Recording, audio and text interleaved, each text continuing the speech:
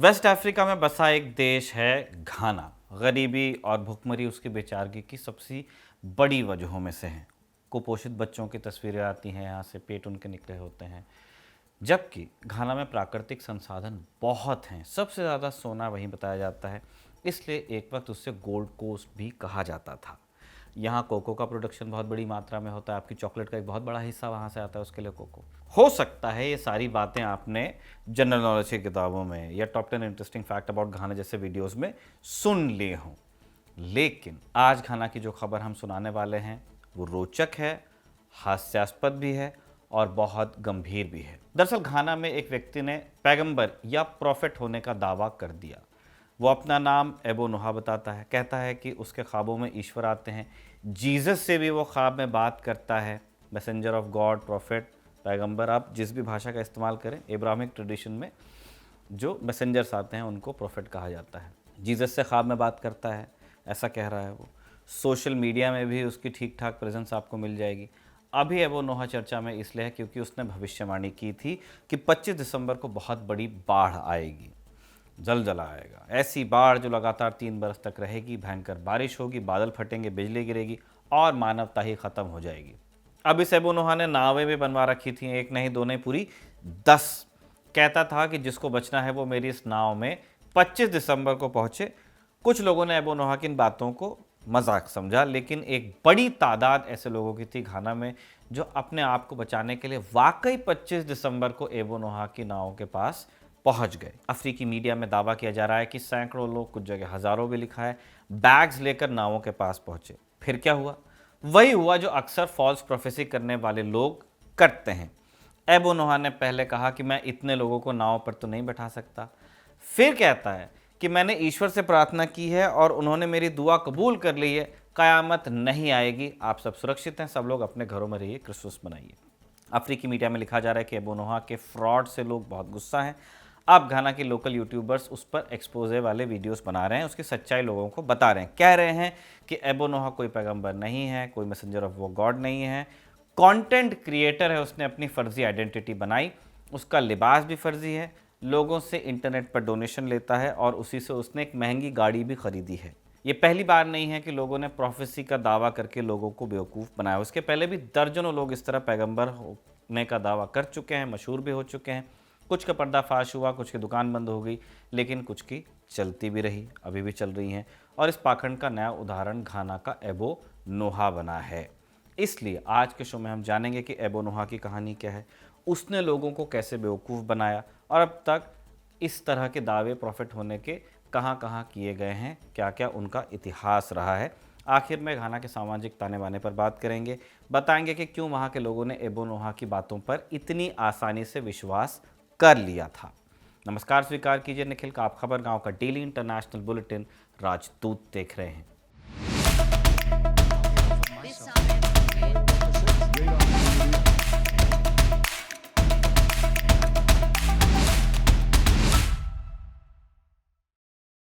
जैसे हमने बताया, ऐसे दावे इतिहास में कई बार हुए, कई बार लोगों ने हद से ज़्यादा गंभीरता से लिया, अपनी ज़िंदगी, पैसा और भविष्य तक दांव पर लगाया। सबसे पुराना और असरदार उदाहरण मिलता है पहली सदी में। ईसा मसीह के बाद एक प्रॉफिट हुआ बहुत बड़ा, तो फिर उनके बाद कई लोग खुद को मसीहा या ईश्वर का दूत बताने लगे, है ना, स्क्रिप्ट कॉपी करते हैं लोग। पहली सदी का वक्त था, रोमन साम्राज्य जुडिया शहर पर राज करता था। अब रोमन से जनता बड़ी नाराज़ चलती थी, कहती थी कि हमें काश कोई आज़ादी दिलाने वाला मिल जाता। समाज में एक डर भी था, लेकिन ऐसे समय में लोग किसी ऐसे व्यक्ति की तलाश में थे जो कहे कि ईश्वर अब चुप नहीं है। और ठीक इसी माहौल में थियोडस सामने आता है। थियोडस ने खुद को सीधे सीधे राजा या सेनापति नहीं कहा, उसने खुद को ईश्वर का भेजा हुआ दूत बताया, पैगंबर। उसका दावा था कि ईश्वर ने उसे शक्ति दी है और वो शक्ति इतनी है कि वो जॉर्डन नदी को 2 हिस्सों में बांट सकता है, ठीक वैसे जैसे बाइबल में मोसेस ने लाल सागर को बांटा। सैकड़ों लोग उसके पीछे चले, किसान, मजदूर, आम यहूदी, कोई हथियार नहीं, कोई सेना नहीं, बस फेथ, भरोसा। लोग अपना घर बार छोड़कर नदी के किनारे पहुंचे, ये सोचकर कि आज चमत्कार होगा, रोमन हुकूमत का अंत शुरू हो जाएगा। लेकिन रोम को ऐसे दावे मजाक नहीं लगते थे। लेकिन रोमन्स ने इसको गंभीरता से लिया। रोमन गवर्नर कैस्पियस फेडस को जैसे ही खबर मिली कि कोई आदमी भीड़ इकट्ठा कर रहा है और ईश्वरीय चमत्कार का दावा कर रहा है, उसने सैनिक भेजे। रोमन घुड़सवार वहां पहुंचे, घुड़सवार आ गए तो भीड़ बिखरने लगी, कई लोग मारे भी गए कन्फ्रंटेशन में, कई गिरफ्तार हुए और थिएडस को वहीं पकड़कर मार डाला गया, सिर काटा गया और उसे जेरूशलेम में घुमाया गया ताकि हर कोई देख ले जो खुद को मसीहा बताएगा उसका अंजाम क्या होगा। जॉर्डन नदी वैसे ही बहती रही जैसे बह रही थी, कोई चमत्कार नहीं हुआ, कोई ईश्वरीय संकेत नहीं आया। थिएडस का नाम आज सिर्फ इतिहास में बचा है। अब ये जो थिएडस था कोई आखिरी व्यक्ति नहीं था जिसने इस तरह का दावा किया था। पहला डॉक्यूमेंटेड केस आप मान सकते हैं, बाद में ऐसे कई लोग आए। 7वीं शताब्दी में मुस्लिमा नाम का एक शख्स हुआ, ऐसा आदमी जिसने 7वीं सदी के अरब में खड़े होकर कहा कि सिर्फ प्रॉफिट मोहम्मद ही नहीं, मैं भी पैगंबर हूँ, कंटेम्प्रेरी था। अब एक मुसलमान होने की शर्त ये बनाई गई थी कि आप इस बात को कबूल करें कि पैगंबर मोहम्मद आखिरी नबी हैं, आखिरी दूत हैं जो ईश्वर ने भेजे धरती पे। जो ख़त्म नबूवत में नहीं मानता कि प्रॉफिट मोहम्मद लास्ट प्रॉफिट थे, वो मुस्लिम नहीं हो सकता। और इसी मुद्दे पर मिर्ज़ा अली कादियानी को भी खारिज किया गया था। अहमदिया समुदाय की शुरुआत उन्होंने की थी। खैर, हम उस समय की बात कर रहे हैं, आसान दौर नहीं था, बहुत सारा कन्फ्रंटेशन चल रहा था अरब वर्ल्ड में। कबीलाई समाज था जहाँ पहचान धर्म से कम थी, कबीले से, ट्राइबल लॉयल्टी से ज़्यादा होती थी। इस्लाम तेज़ी से फैल रहा था, लेकिन हर कबीला ये नहीं चाहता था कि मक्का और मदीना से ही जो उनकी लाइफ है कंट्रोल हो या सत्ता तय हो। ऐसे माहौल में यमामा के इलाके में मुस्लिमा नाम का एक शख्स उभरता है। वो बनु हनीफा कबीले से था और यही उसकी सबसे बड़ी ताकत थी। उसके पीछे कोई छोटी मोटी भीड़ नहीं थी, एक पूरा कबीला इकट्ठा था। मुस्लिमा ने खुद को ईश्वर का दूत कहा। फिर धीरे धीरे उसने कहना शुरू किया कि उस पर भी वही आती है। वही मतलब एक फरिश्ता आता है जो ईश्वर की बातें मुझे बताता है, जैसे अब्राहमिक मान्यताओं के मुताबिक मोसेस के साथ हुआ, जीसस क्राइस्ट के साथ हुआ, पैगंबर मोहम्मद के साथ हुआ। अब मुस्लिमा को एक फ़ायदा उसकी ज़बान से मिला, वो राइम बहुत अच्छे से कर लेता था, तुकबंदी उसको आती थी। उसने कहा कि यही तो ईश्वर का संदेश है। यमामा के लोग क्यों किसी और के अधीन रहें, क्यों ना उनका अपना पैगंबर हो, अपना वही हो और अपनी सत्ता हो। ये बातें बहुतों को समझ आई, बहुतों को पसंद आई, स्पेशली उसके कबीले में। इतिहास में दर्ज है कि मुस्लिमा ने खुद पैगंबर मोहम्मद को फिर संदेश भेजा। उसने लिखा कि नबूवत आधी आपकी हुई, आधी मेरी। जवाब क्या मिला? जवाब बड़ा क्लियर था कि पैगंबरी बांट नहीं सकते आप। उसी पल यह तय होगा कि अब टकराव होगा। लेकिन मुस्लिमा अकेला नहीं था। उस समय यमन में अल असवद अल अंसी भी खुद को पैगंबर बता रहा था और कुछ इलाकों पर उसका कब्जा भी था। अरब के उत्तर में तुलैहा इब्न खुवैलिद नाम के आदमी ने भी इस तरह का दावा किया था और उसके पीछे भी कई कबीले खड़े थे। पैगंबर मोहम्मद के दुनिया से जाने के बाद ये टकराव खुलकर सामने आया और इस्लामी इतिहास में इसे रिदा वॉर्स कहा गया, यानी वो लड़ाइयाँ जिनमें बागी कबीलों और प्रोफेसी के दावेदारों की टक्कर हुई। सबसे भयानक लड़ाई यमामा में हुई और दोनों तरफ हज़ारों लोग थे, तलवारें चली। आखिरकार मुस्लिमा मारा गया। उसकी मौत के साथ उसका आंदोलन भी टूटा। बाद में इतिहास ने उसे कदब यानी झूठा कहा। मुस्लिम वर्ल्ड में उसे झूठा कहा गया।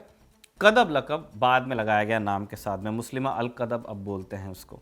लेकिन ये सच भी उतना ही कड़वा है कि अपने वक्त में उसे झूठा नहीं माना गया था। उसके मानने वालों के लिए वो पैगंबर था, उनका नेता था और उनकी पहचान भी था। जीत नहीं पाया बस। इस तरह की एक कहानी 16वीं सदी की भी मिलती है, जर्मनी के थॉमस मॉन्टेसर की। ये वक्त था प्रोटेस्टेंट रिफॉर्मेशन का, है ना। चर्च की ताकत तब कम सी हो रही थी, लेकिन सुधार का ये दौर सिर्फ रिलीजन तक नहीं था। किसानों की हालत बद से बदतर थी। भारी टैक्स था, ज़मींदारों का जुल्म बढ़ रहा था।